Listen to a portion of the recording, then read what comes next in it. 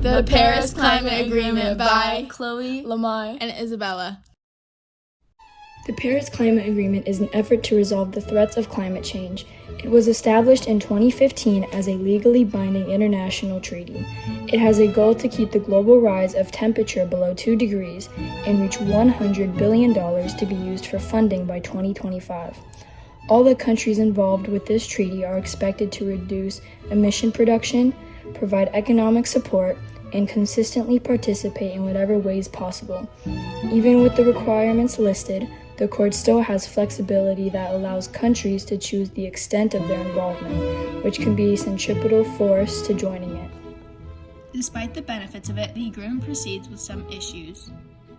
Just like many other things, popularity can come with its burdens. The most well-known countries have more obligations in providing profits, which can result in the country's economy weakening. As this destruction is happening, taxes and issues with the workforce can take place in the nation, leading to a large quantity of people affected. Former President Trump addresses these consequences when he pulled the United States out of the agreement. The Paris Climate Accord is simply the latest example of Washington entering into an agreement that disadvantages the United States to the exclusive benefit of other countries, leaving American workers, who I love, and taxpayers to absorb the cost in terms of lost jobs, lower wages, shuttered factories, and vastly diminished economic production.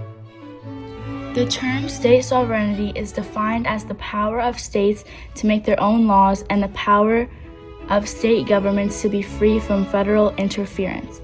Paris is a supranational agreement, which means that all the countries tied with it work together to reach the environmental goal of reducing climate change. While this is efficient, it deprives some sovereignty and causes disputes between countries.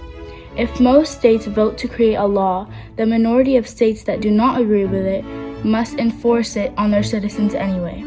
Any nation involved with this treaty gets some of their political power stripped away, centrifugally affecting the countries. This may create a bad reputation for the agreement. Unfortunately, there are no current emerging resolutions to the loss of sovereignty and economic problems associated with this treaty, but the overlapping benefits of this agreement cause the countries to stay involved in it.